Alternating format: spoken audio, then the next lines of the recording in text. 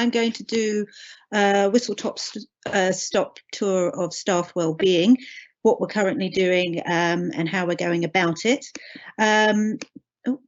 So I think there's a couple of key elements. First, we're looking after those who are at home, those who are sick, those who are self-isolating, staying in touch with them, and I'll go into that in a little detail.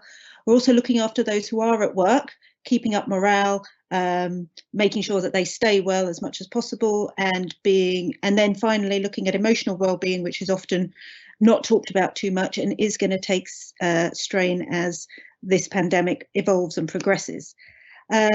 So from a staff wellbeing point of view, we're trying to coordinate both doctors, nurses, other allied cardiology professionals, keeping in touch with their teams about who's off, making sure we've got next of kin details for the team should it be required, keeping lines of communication open, within different teams. And I know Aaron and Dan have been liaising with SHOs and SPRs about what's going on, because the unknown is often a fear, how we're structuring things like David has just mentioned, etc.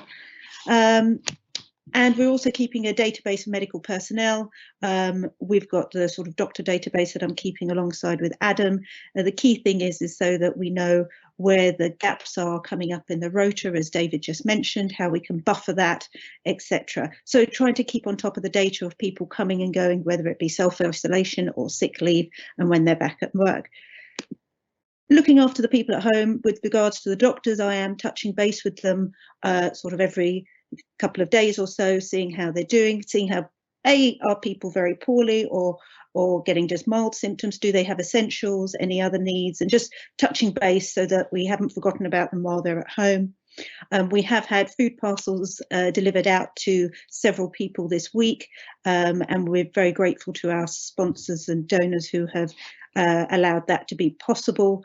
And it's just helpful because many people can't get out and about or are vulnerable for very other reasons. Finally, looking at those who are at work. So these are people who are, still coming in, they're getting into work, which can be difficult. We are at the start of this pandemic and it is going to be for a long haul, and we all need to support each other within our teams, which is the structure that David described. And we're also making sure that they are getting lunch or fruit, etc., up on the ward, because if you haven't eaten for 12 hours, you're not going to keep well, you're not going to keep going, and you're not going to keep looking after patients well. So we're trying to get all these things in line so that people are able to continue working robustly during this crisis. There have been transport issues, which Russia has made talk about, and but we're now got parking available for all staff on site, and things are a bit easier for them to get to work. So that has been successful. Lastly, I just want to talk about emotional well-being. It's something people don't talk about very much, and they may be struggling, the stress, the fear of what's going on, concern for patients, families, their own families, etc. And over time, this is going to take its toll on all of us. There are emotional wellbeing groups being set up within the trust that can be accessed, and it's important for people to know that. We may take a role on as educational supervisors to our juniors. We may need training in that as time goes on, and these are things that we can still be explored.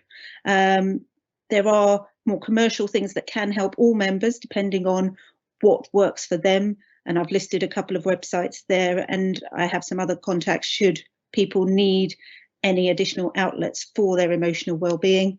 And I think it is key that we all support each other as much as possible, and I'm able to direct people if they need anything further. So I just wanted to say that there's also been a large amount of fundraising, which Rash Alami is going to discuss shortly, and that's also extremely helpful in being able to deliver food, etc., to the staff and other things that we may need. There is some issues with sourcing supplies, and that will only get worse, I'm sure. So if anyone has any contacts, please do let me know, and I'm happy to explore all options. These have been our current deliveries for our staff on the ward, and we've been very lucky to receive that, and hopefully it will continue.